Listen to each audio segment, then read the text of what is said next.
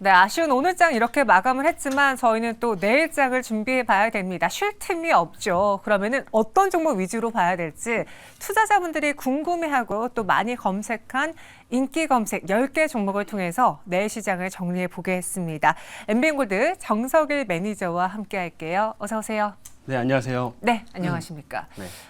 정말 오랜만에 뵀는데 시장 네. 좀 좋을 때 기분 좋게 좀 했으면 좋겠는데 오늘 시장도 좀 아쉽네요. 그렇죠. 뭐 시장 같은 경우에는 지금 어제랑 오늘 계속 좀 시장이 다소 약세를 좀 보여주고 있는데 네. 뭐 아무래도 최근에 유가 상승세가 좀 지속이 되고 있다 보니까 이 미국의 지금 채권 금리가 좀 올라가는 모습을 좀 보여주고 있죠. 그래서 이 채권 금리가 올라가게 되면은 아무래도 시장에서는 다시 인플레이션이 또 자극되는 거 아니냐라는 이런 우려감들을 좀 나타내고 있기 때문에 이것 때문에 시장이 조금 수급이 제한적이다라고 이제 보실 수가 있겠습니다. 하지만은 근데 최근에 뭐 좀 이런 인플레이션에 대한 우려감이 좀 다시 한번 살아나고 있음에도 불구하고 결국에는 금리 상승에 대한 전망이 바뀌냐 안 바뀌냐 이게 사실 더 중요할 것 같은데 네. 최근에 금리 선물 시장의 흐름들 보게 되면은 사실 전망 자체는 그냥 안 바뀌고 있습니다. 여전히 계속 그냥 동결하다가 내년에 어차피 금리 인하로 진행을 할 거다라는 쪽에 훨씬 더 우세하게 계속 작용을 하고 있기 때문에 뭐 최근에 채권 금리가 좀 올라갔다고 한들 지금 뭐 시장의 뭐 하락을 걱정하기보다는 약간 단기적인 최근에 또 8월 달에 또 반등이 나왔잖아요. 그렇기 때문에 단기적인 뭐 조정 구간이다 이렇게 좀 판단하시는 게 더 좋을 것 같습니다. 아니 자꾸 누가 9월 위기설 이야기를 해가지고 네, 맞아요. 안 그래도 불안한데 이번 주 내내 시장이 오를 때 시원하게 가지 못하고 또 하락할 때는 대장주들이 밀리는 모습이 보여서 그래서 좀 걱정이 컸습니다. 과연 우리 투자자분들은 오늘장 어떤 종목 위주로 살펴봤을까요? 수상한 종목을 파헤쳐보죠. 10가지 종목인데 오늘 간단해요. 2차 전지냐, 로봇이냐, 반도체냐. 그렇죠. 이렇게 많은 분들이 검색하셨더라고요. 아마 2차 전지랑 반도체는 하락해서 찾아보신 분들이 많았을 것 같고 네. 로봇은 그 안에서도 또 급등한 종목이 있었기에 검색을 해봤을 텐데요. 종목 보시죠. 2시 20분 기준으로 저희가 상위에 있는 종목 10개를 선정을 해봤습니다. 대동이 올라왔어요. 2위에 10% 넘게 또 올라줬고요. 그리고 여기 8위, 9위에 있는 로봇 보이시죠? 레인보우 로보틱스 8% 넘는 상승을, 유진로봇은 25% 넘게 상승을, 반면에 에코프로와 에코프로 BM, 포스코홀딩스, 약간 2차 전지를 대표하는 종목들은 내렸습니다.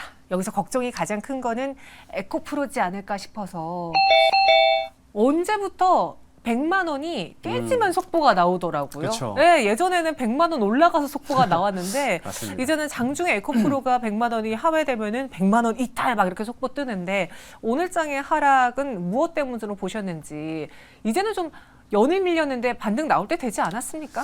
그렇죠. 저도 이제 충분히 에코프로 같은 경우에는 좀 이제 반등이 좀 나올 수 있다. 기술적인 반등이라도 좀 나올 수 있는 시점이다라고 좀 생각을 하고 있어요. 네. 그래서 최근에 에코프로의 좀 전반적인 주가 차트를 좀 보시게 되면은 딱 언제부터 밀렸냐? 지금 9월 달 들어서부터 계속 약세, 음봉이 계속 좀 떨어지고 있는 상태입니다.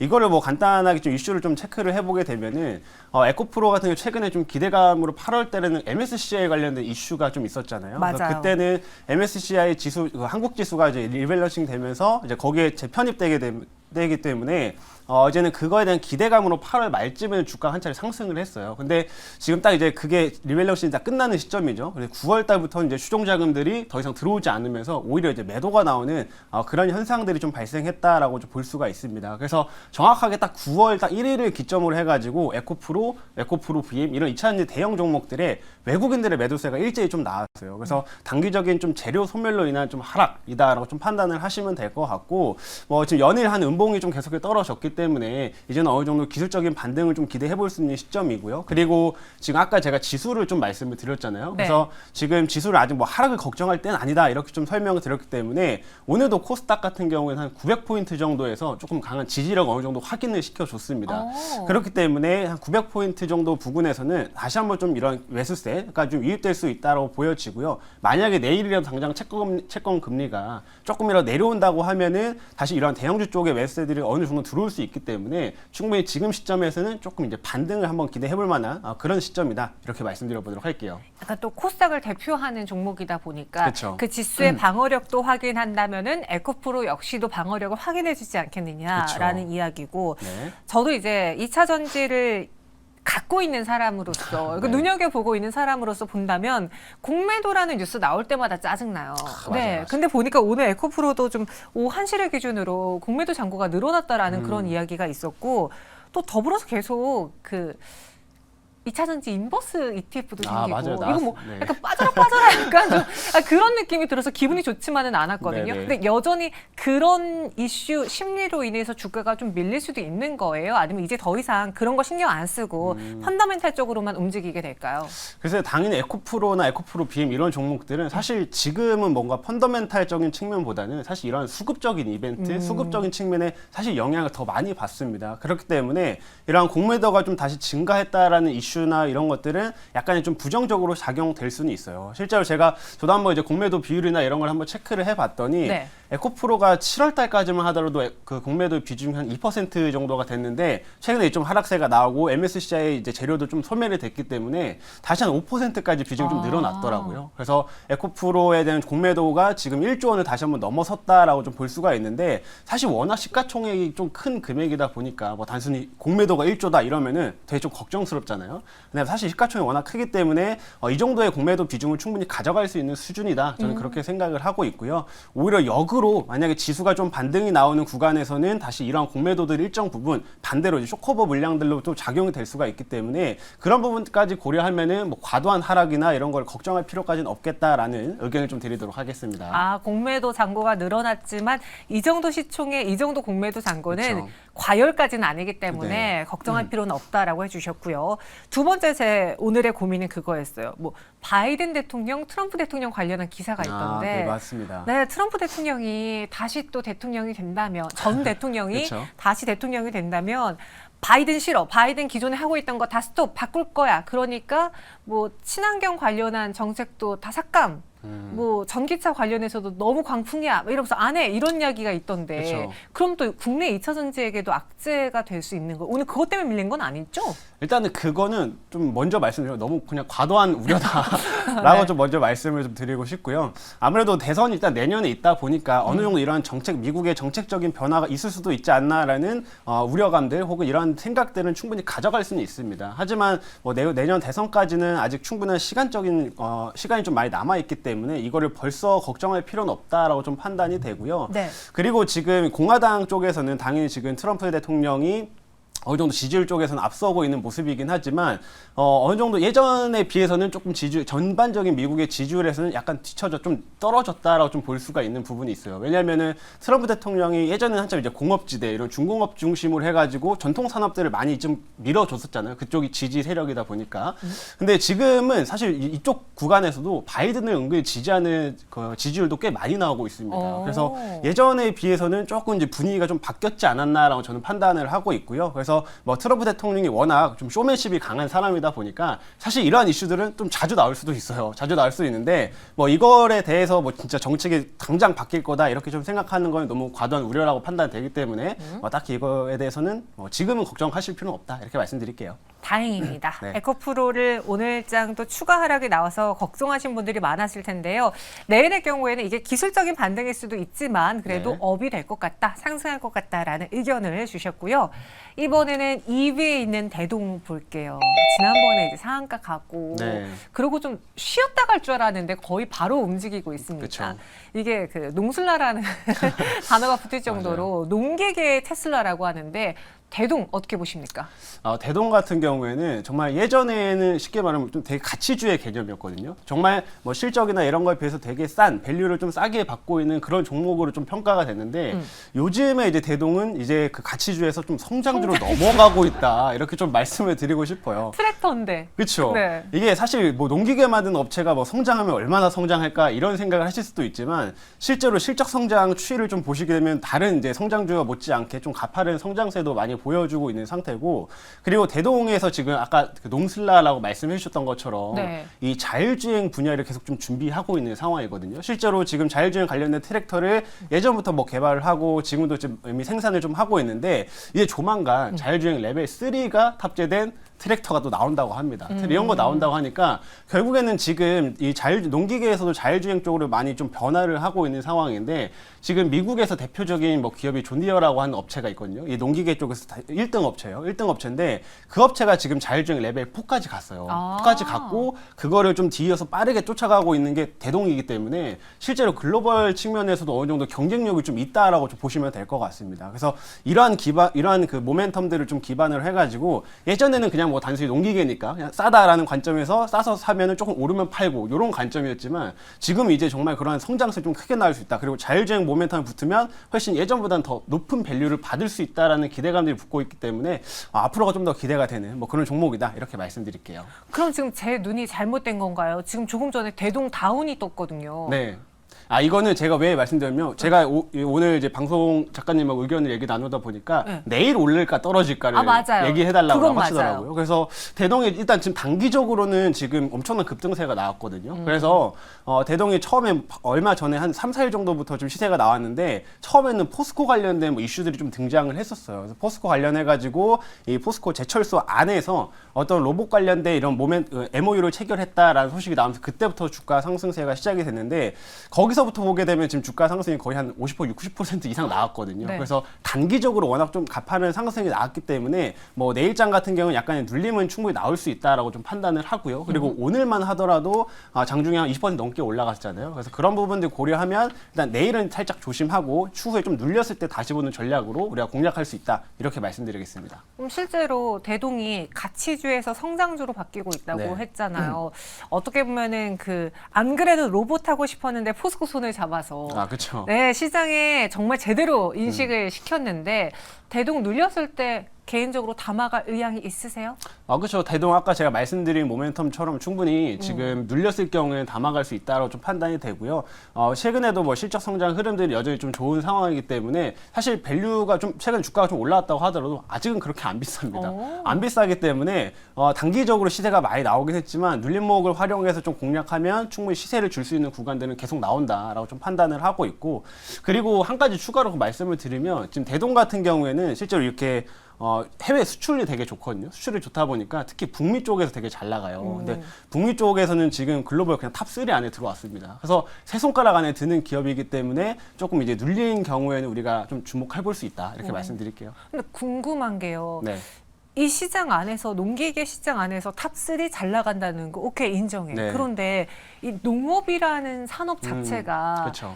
뭐 2차 전지처럼 전기차 시장처럼 매년 막 몇 퍼센트 성장하는 시장이 아닌데 그런데 대동이 거기서 성장한다고 해서 과연 많은 밸류를 줄 만한 가치가 있을까? 약간 이 생각이 드는데. 그래서 제가 생각하는 흐름들은 네. 결국에는 국내보다는 오히려 해외에 더 집중해야 된다 이렇게 말씀을 드리고 싶어요. 무슨 말이냐면 사실 국내에서는 뭐 아무리 농업이 뭐 성장한다고 한데 좀 한계가 있겠죠. 스마트팜 이야기도 잠깐 나왔다 사라졌잖아요. 맞아요. 그것도 뭐 잠깐 나오긴 했지만 뭐 그런 부분에서의 성장성을 좀 기대하는 건 좀 어려울 수는 있습니다. 하지만 그 북미 같은 경우에는 기본적으로 일단 땅덩어리가 크다 보니까 넓죠. 그렇죠. 취미로서 이런 농업을 많이 하시는 분들이 엄청 많아졌어요. 그리고 이제 어느 정도 소득 수준이 좀 많이 올라가다 보니까 사람들의 이제 여가 시간도 많이 확보가 되고 있잖아요. 그러면서 이런 미국에서는 오히려 이런 친환경 관련된 취미들이 더욱더 인기를 끌고 있는 상황이기 때문에 좀 우리가 흔히 뭐 이렇게 주말에 농장 가는 것처럼 미국에서도 뭐 주말이라든지 혹은 뭐 저녁을 좀 활용을 해서 이런 농업을 일정 부분 하는 거를 취미로서 굉장히 많이 좀 확대가 되고 있습니다. 그래서 대동 같은 경우도 이런 대형 트랙터나 이런 걸 공략하는 게 아니에요. 네. 중소형입니다. 중소형.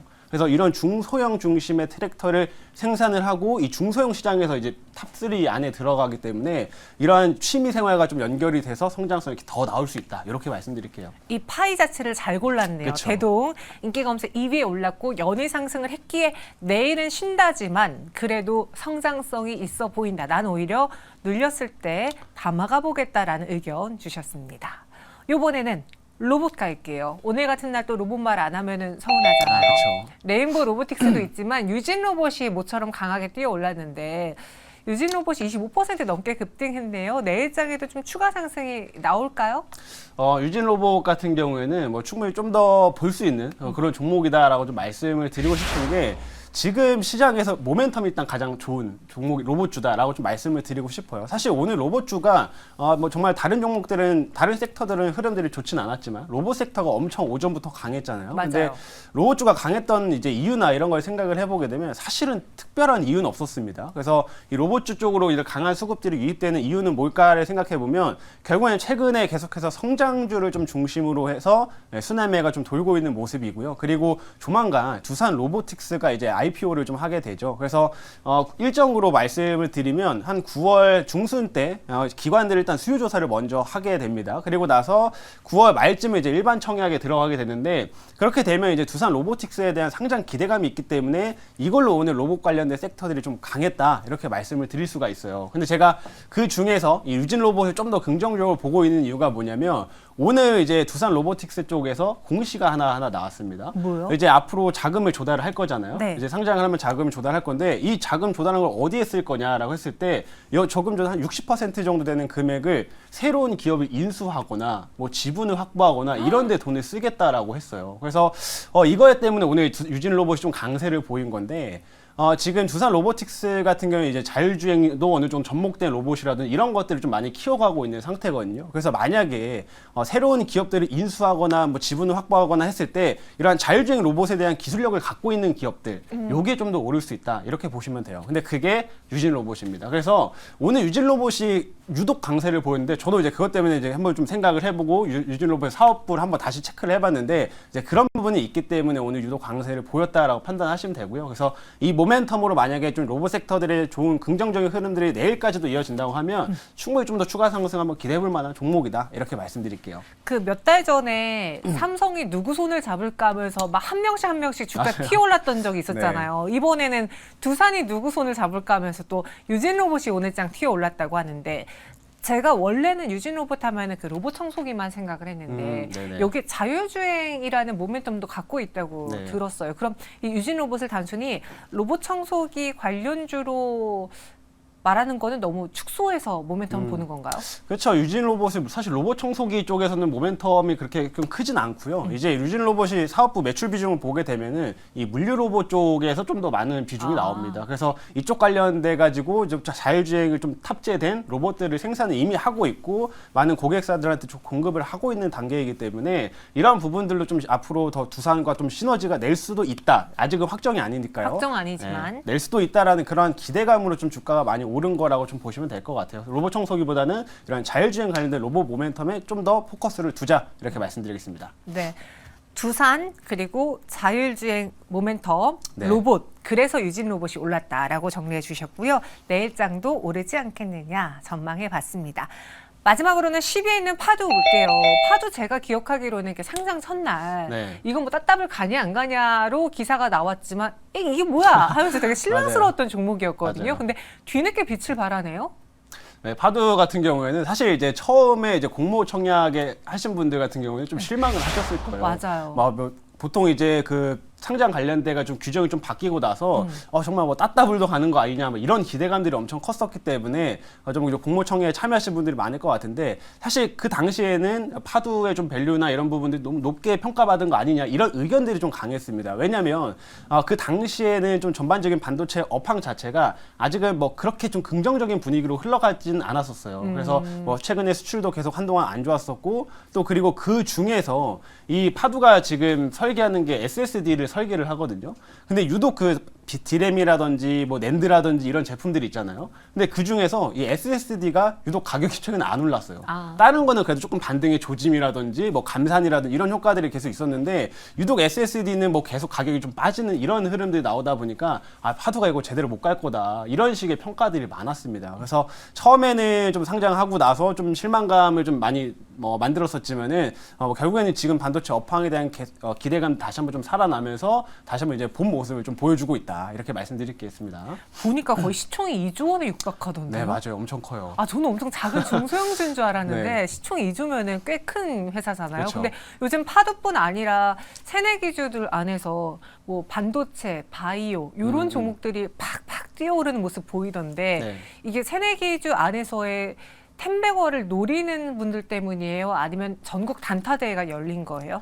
그냥 솔직히 말씀드리면 단타대라고 판단이 됩니다. 아, 그래요? 가벼우니까? 네, 맞아요. 네, 지금 시장을 보게 되면은 뭐 어떤 특정 섹터가 뭐 시장 끌고 가는 흐름들이 없어요. 그러다 보니까 뭐 오늘 시장도 보시게 되면은 계속 좀 뭐 개별 이슈 나오면서 툭툭 튀어 오르는 흐름들이 좀 많이 있잖아요. 그렇다 보니까 지금 시장의 전반적인 성격 자체가 이러한 좀 순환매를 고려한 움직임이다라고 계속 생각을 하시면 될 것 같고요.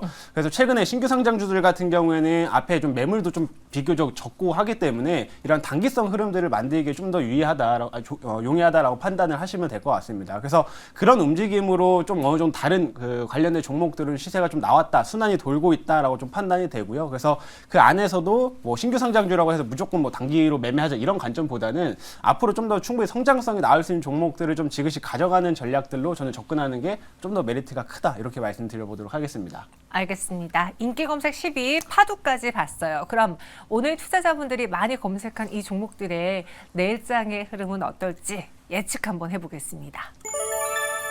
내일 대동과 포스코홀딩스, 포스코 DX, 신성 델타테크는 살짝 쉬어가겠지만 그 외 나머지 종목들은 오를 것 같다라고 예상해 주셨고요. 대동의 경우에는 좋은데 네. 오늘까지 많이 올랐으니까 쉴 것이다라고 앞서 설명을 해줬어요. 여기에서 궁금한 게 에코프로랑 포스코홀딩스의 전망이 다른 점. 요게 궁금한데요. 아, 맞아요. 안 그래도 이거를 질문하실 것 같아서 어떻게 좀 알았어요? 생각을 해봤어요. 그냥 저도 이제 네. 이거 다른 이유를 설명을 드리려고 했었거든요. 그래서 이게 왜 제가 좀 다르게 설명을 했냐면 네. 결국에는 지수의 차이입니다. 포스코홀딩스는 코스피 거래소 종목이고 그다음에 에코프로 BM 같은 경우에는 이제 코스닥 종목이기 때문에 네. 제가 지금 생각하기로는 좀 더 지수의 좀 반등 탄력으로 봤을 때는 훨씬 코스닥이 좀 더 빠르게 일어날 거다라고 좀 보고 있어요. 아직은 뭐 좀 채권 금리에 대한 우려감이나 이런 것들이 있기 때문에 좀 외국인들이 좀 적극적으로 세게 들어오기 좀 부족할 수 있다고 좀 판단이 되는데 그러면 상대적으로 코스피 쪽에는 반등의 좀 흐름들이 좀 제한적일 수는 있습니다. 반면에 그래도 코스닥 같은 경우에는 오히려 좀 쏠림이 나오면서 뭐 상위 종목이라든지 혹은 몇몇 2차전지 몇몇 섹터 쪽으로 조금 수급의 쏠림이 나오면서 좀 더 탄력적인 반등 흐름들을 좀 기대해 볼 수 있기 때문에 그런 차이에서 조금 다른 의견들을 좀 제시했다 이렇게 보시면 되겠습니다. 아, 알겠습니다. 코스피냐 코스닥이냐 그 차이였다라고 네네. 했고요. 그럼 이 중에서 가장 수상한 종목, 베스트 종목을 하나 꼽아볼게요. 어떤 종목인지 가격 전략까지 제시해 주시죠. 일단 여기 10개의 종목 안에서 골라야 되기 때문에 제가 개인적으로 좀 더 긍정적으로 보고 있는 건 이 파두를 말씀드려 보도록 하겠습니다. 네. 파두는 아까도 설명을 드렸지만 이 업체가 이제 하고 있는 사업부는 이 팹리스 업체예요. 그러니까 반도체를 설계하는 사업들을 하고 있습니다. 그래서 반도체를 좀 설계를 하는 업체인데 아까 말씀드렸지만 주력으로 하는 거는 이 SSD를 중점적으로 설계를 하고 있다라고 보시면 될 것 같아요. 그래서 SSD가 사실 불과 이제 연초까지만 하더라도 가격이 워낙 또 잘 안 오르고 수출 물량도 좀 부족하고 이러다 보니까 SSD는 좀 많이 뒤처지겠다는 의견들이 좀 강했던 상태였는데 이제 최근에 삼성전자도 그렇고 SK하이닉스도 이제 일제히 감산량을 계속 늘려가고 있잖아요. 특히 낸드 같은 경우도 감산을 늘려가고 있는데 SSD가 낸드랑 어느 정도 좀 보조 장치 보조를 하는 역할들을 좀 하게 됩니다. 그렇다 보니까 SSD도 이제 어느 정도 가격 반등이 나올 수 있다 이런 기대감들이 지금 다 살아나고 있는 시점이고요. 그렇기 때문에 이러한 반도체 쪽으로 좀 순한 흐름들이 나온다고 하면은 충분히 좀 기대를 해볼 수 있다라는 점을 첫 번째로 말씀드리겠고 또 두 번째로 우리가 볼만한 것들은 이 보호예수 물량 요것도 한번 체크를 해봐야 돼요. 지금 오늘 파도 같은 경우에는 보호예수 물량이 이제 풀렸거든요. 네. 그래서 전체 유통 물량의 지금 16% 되는 규모가 풀렸어요. 엄청나죠. 양이 되게 많습니다. 양이 되게 많은데 이거를 오늘 시장에서 비교적 저는 잘 소화했다라고 좀 판단을 하고 있어요. 그래서 원래 이런 보호예수 관련된 이슈 같은 경우에는 이전에 보호예수 이제 시점 풀리기 전에 맞아요. 보통 실망감을 주가가 많이 빠집니다. 그리고 나서 오히려 이 시점들이 끝나고 나면 이제는 해소가 됐구나, 완화가 됐구나라고 하면서 주가가 좀 반등이 나오는데 이제 그런 시점들을 이제 좀 기대해 볼 수 있기 때문에 오히려 아까 말씀드린 업황 개선이나 이제 보호예수 물량이 좀 완화됐다라는 점에서 한번 추가적인 반등 기대해 보자 이렇게 말씀드리도록 할게요. 네, 그래서 파도의 목표 주가는 45,000원, 네. 손절 가격은 38,500원으로 제시를 해드렸습니다. 그 외 또 시장 이야기 어디서 들어볼 수 있을까요? 제가 이제 오늘은 이제 공개 방송은 없는데 네. 내일 이제 공개 방송이 있습니다. 그래서 내일 내일 이제 장 끝나고 나서 제가 6시에 최근에 이제 월수금 6시에 이제 공개 방송을 계속 진행을 하고 있거든요. 그래서 내일 6시에 MBN 골드 홈페이지로 접속을 하시게 되면은 제 공개 방송 참여하실 수가 있고요. 그리고 추가적으로 지금 초록창에다가 정석일 밴드라고 검색을 해보시게 되면은 제 전용 밴드가 나옵니다. 그래서 거기에도 제가 아침마다 핵심 종목들이나 핵심 뉴스들을 딱 정리해서 올려드리고 있기 때문에 그것만 보셔도 하루 출발이 좀 더 순조로울 수 있다. 이렇게 말씀드리도록 하겠습니다. 오늘의 수상한 종목은 파도였습니다. 여기서 인사드릴게요. 고맙습니다.